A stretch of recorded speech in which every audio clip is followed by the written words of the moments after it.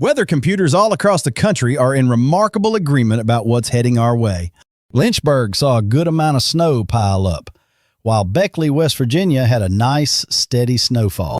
However, there are some pretty good reasons to take that with a grain of salt. For the last few days, that potential warm-up has kept getting pushed further back in the forecast. On top of that, we're talking about a time so far out that it's really tough to predict accurately. Now, the American forecast models are telling a very different story about how long this cold will last. They show one wave of Arctic air after another with no real end in sight after December 18th. The western part of the country is holding on to warmer air, which keeps pushing that cold air eastward. This leads to a completely different result from what the European models were suggesting. This is when it's very important to know which forecast model you can trust the most. One way to forecast is to run over 20 different versions to find the most likely outcome. Looking at just one single forecast only shows you one possibility out of many. Pikeville, Kentucky also got in on the action, joining the list of towns getting snow. You get a much more reliable long-range picture when you look at all those versions together. And right now, both the European and American group forecast are showing remarkable agreement. The European group forecast showed the West staying warm and the East staying cold for a while. From December 10th through the 20th, it looks like that pattern is going to hold steady. The American group forecasts line up almost perfectly with what the European ones are showing. When all the models agree this closely, we can feel a lot more certain about the forecast. That single European forecast we mentioned earlier now looks like what we'd call the odd one out. All the evidence really points to the group forecast being the most accurate. Having them agree this perfectly is about as reliable as a long-range forecast can possibly get. With these predictions for a long cold spell, it's really essential to be prepared.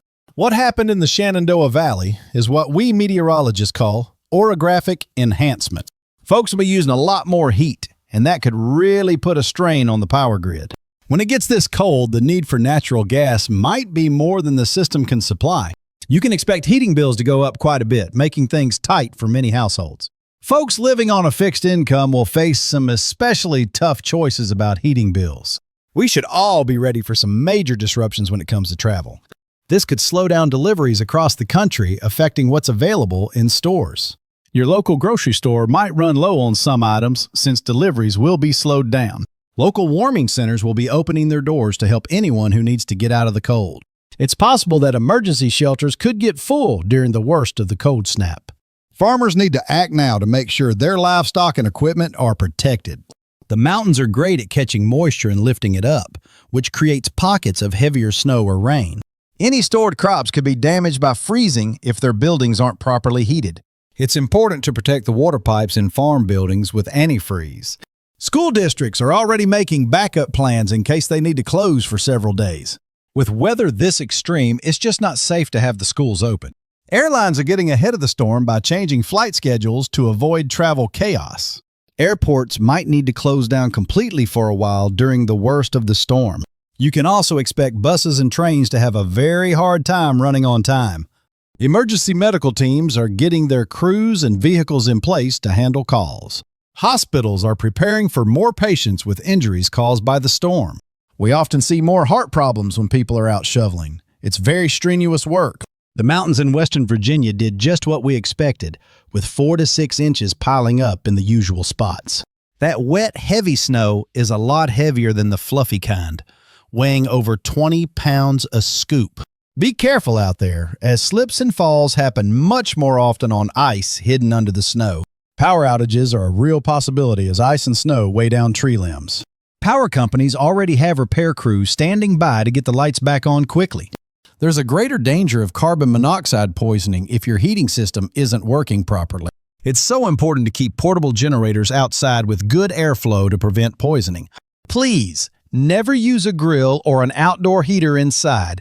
It can be fatal in just minutes. You can get hypothermia if the temperature inside your home stays below 50 degrees for too long. Wearing layers of wool or synthetic fabrics will keep you much warmer than wearing cotton. And when cotton gets wet, it's dangerous because it stops keeping you warm altogether. Eastern West Virginia got a nice boost in snowfall from these mountain effects as well. From a weather standpoint, it's truly fascinating to see how these big storms form. The first type of storm, called a Miller A, usually travels overland, affecting towns farther from the coast. The other kind, Miller B systems, get stronger over the ocean, giving us those classic nor'easters. For a storm to really build up along the coast, the timing of all the atmospheric energy has to be just right. How the northern and southern jet streams line up really decides if a storm will be big or small. You know, whenever we have these fast-moving clipper systems, there's always a chance for a nor'easter. Those quick Alberta clippers can change dramatically when they run into that energy off the coast. Right now, all the ingredients for a storm are there. We just don't know if they'll combine at the perfect time. That's why it's so important to check the forecast every day, as things can change in a hurry. We weather professionals are watching this closely, with new computer models coming in every hour. We were a bit surprised to see some light snow make it as far south as southern New Jersey and Delaware. More and more of the forecast models are starting to agree, which gives us confidence this pattern will stick around. At the end of the day, the local landscape, like mountains and valleys, often has the final say. You can count on mountain ranges to act like a wall, which affects how a storm behaves, no matter how strong. This is why the mountains often get more snow. The air is pushed up, squeezing out more moisture. The way the valleys are laid out really steers the wind, and that plays a big part in where the snow falls. When wind blows up the side of a hill, it gets a lift, which can really pile on the rain or snow. Looking back at weather from past years really helps us make sense of what's happening now. We've seen weather setups just like this one that have stuck around for an entire winter season. The winter of 1978 to 79 had this very same pattern, bringing record-breaking cold. A key climate signal is also pointing strongly to this cold weather pattern sticking with us. Southern Pennsylvania got some surprise dustings, which was a pleasant sight for a lot of people there. On top of that, the water temperatures out in the Pacific Ocean are helping to keep this cold air in place. It's amazing to see so many different factors all line up at once, making this pattern incredibly stable. It seems like our normal seasonal weather has been thrown for a loop by this persistent system. During a long stretch like this, what we typically expect for this time of year might go out the window. This puts a lot of long-term strain on our roads, power grids, and pipes, more than they're built for. Our vital systems could be pushed right to their breaking point during these extreme cold spells. From a financial standpoint, the costs add up every single day as work slows down in these areas. Local businesses are dealing with long disruptions that can really hurt their quarterly earnings. Insurance companies are getting ready for a lot of claims related to property damage from the weather. The estimated cost of property damage just keeps going up the longer this cold snap drags on. This storm system tracked a bit farther north than we first predicted, really showing that winter has arrived early. We're seeing a lot of big swings in the energy markets as folks are using much more heat than usual. You know, when natural gas supplies get tight during those cold snaps, that's usually when prices start to go up. If this cold weather hangs on through January, we might have to tap into the country's backup energy supplies. Making sure everyone gets their heating oil is a top priority for towns that rely on fuel deliveries. Our local charities and support groups often see a lot more calls for help when the weather gets this bad. It's also important to think about our mental well-being when we're all cooped up inside for days on end. Those winter blues can really hit harder during these long stretches of cold and dark days. It's easy to get cabin fever a lot quicker when it's just not possible to get outdoors for a while. The feeling of being isolated can really start to build up when a storm keeps us home for several days. When the whole family is stuck inside the house together, you can bet that stress levels are bound to rise. Now, all eyes are on a more powerful storm system that's brewing up over the northern plains. Closing schools for a long time can certainly make it tough for students to keep up with their lessons. And of course, online learning can run into problems if the power or internet goes out. Tomorrow, we'll be looking at the precise timing that can cause different weather systems to merge into a giant storm. The chance for a big nor'easter to form gets much higher when these clipper systems run into that coastal air. For one of these monster storms to really get going, the timing of everything has to be just right. We could still see storms getting much stronger along the coast as long as this active weather pattern continues. Be sure to subscribe for our complete storm tracking and helpful tips on how to stay prepared. When a whole community is aware and prepared, it can make a huge difference in keeping everyone safe. Feel free to share this important information with your neighbors to help your whole community get ready. The next 10 days will really tell us what the rest of the winter has in store for most of the country. It looks like 2 major winter storms will be changing the scenery across the country over the next 10 days. It looks like South Dakota and Minnesota are in the perfect spot to get the most out of this storm. Tomorrow, we'll dive into what happens up in the atmosphere to turn a regular storm into a historic one. Folks in Iowa, especially in the towns around Hampton, could see a good deal of snow piling up. Nebraska is also going to get a piece of this winter weather before the storm weakens as it heads east. Illinois and Indiana can expect to see less snow, as the storm will be running out of steam by then. Southern Wisconsin will likely catch the northern edge of the snow that's really going to stick and pile up. Not too long ago, the forecast models were hinting that the storm might get stronger along the northeast coast.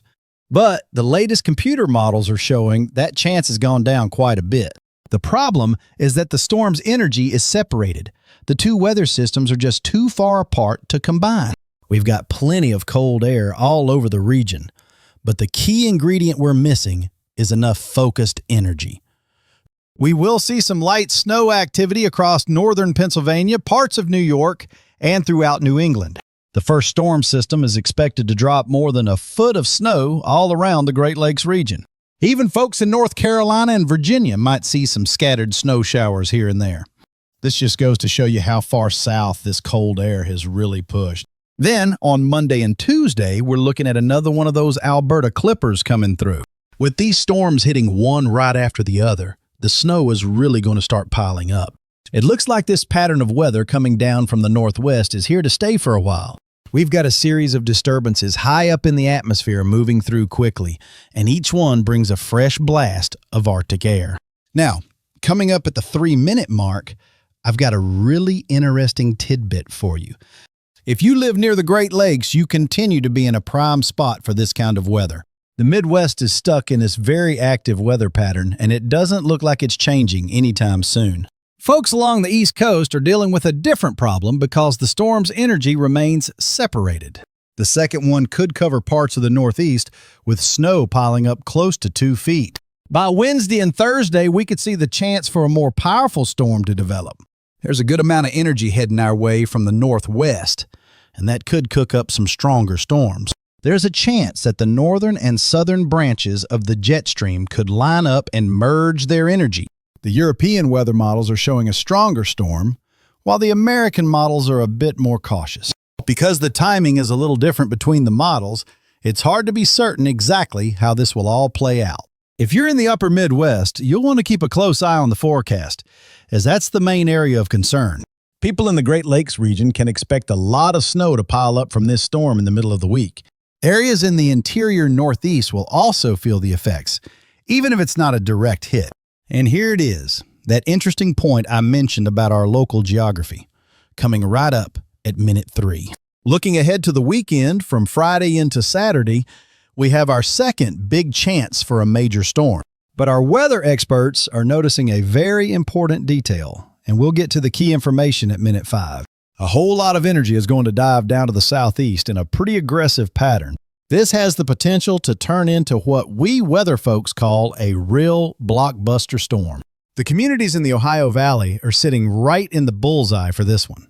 The mid-Atlantic region could also get hit, but that really depends on the exact path the storm takes.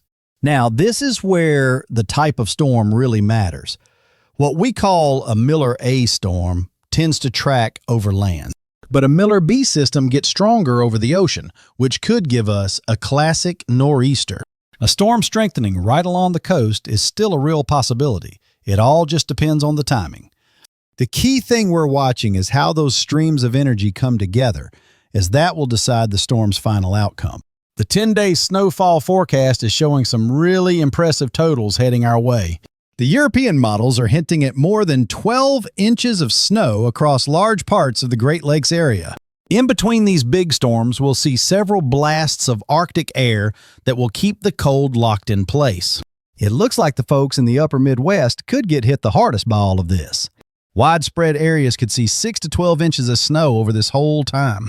Other nearby areas can still expect 4 to 8 inches, which is a good bit of winter weather. But the local geography creates some very clear dividing lines for where the snow will fall. Folks living east of the Appalachian Mountains will see what we forecasters call a cutoff effect. Maine, however, usually dodges this issue because it's located so far to the north. Virginia is a really interesting exception to this rule about the mountain barrier. The European models are showing a system that could break through and bring heavy snow to the mid-Atlantic. This would be a moderate to heavy snow event for areas that are usually tough to predict. We have to keep a close eye on these strong clipper patterns to see if they become nor'easters. So why is it that the collection of forecast models show amazing agreement, while the single forecast vary so much? These Alberta clippers can turn into coastal storms, bringing some extremely heavy snow with them. All the right ingredients for a big storm are there, they just haven't quite come together yet. Today's computer models aren't showing that fully organized system that we saw in yesterday's forecast. The American GFS models are showing less action along the coast compared to the European models. That barrier from the Appalachian Mountains is really driving the whole forecast for the East. Now, here is the really crucial piece of information that changes the entire picture. Inland communities in the Mid-Atlantic are definitely helped by the protective local geography.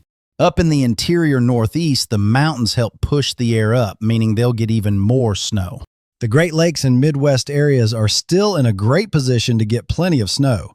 Communities in the northern plains are getting in on the action more often than usual. The storm we had yesterday was a perfect example of how the local geography can really make a difference. It's surprising to see the central and southern plains also getting a piece of this winter weather. The mountain regions are behaving just as we'd expect, with heavy snow in the Cascades and Rockies. The Sierra Nevada range isn't seeing much activity, which just shows how different the models can be. But when we look at the temperatures, we see the most surprising part of this whole forecast. European models are confirming several blasts of Arctic air are coming over the next 10 days. The first big cold blast arrives Sunday through Monday on December 8th and 9th. Folks all along the eastern seaboard will be feeling some genuinely harsh and frigid conditions.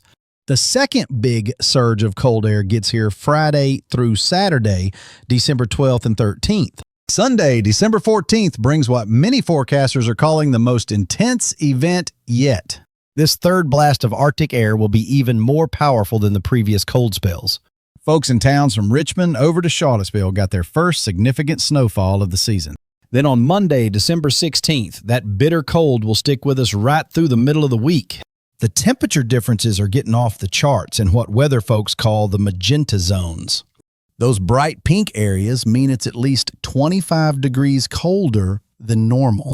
To put it simply, imagine if it's usually around 50 degrees where you live. Instead, you'd be feeling just 25 degrees. And that's a difference you can really feel. For folks up north where it's already colder, these huge temperature drops are an even bigger deal. We're expecting these extremely cold temperatures to pop up a few times during this period. Just about every blast of Arctic air is going to fall into this super cold category. This kind of long-lasting extreme cold is something we just haven't seen stick around like this. Around December 18th, some European forecasts are showing a small chance of a warm-up.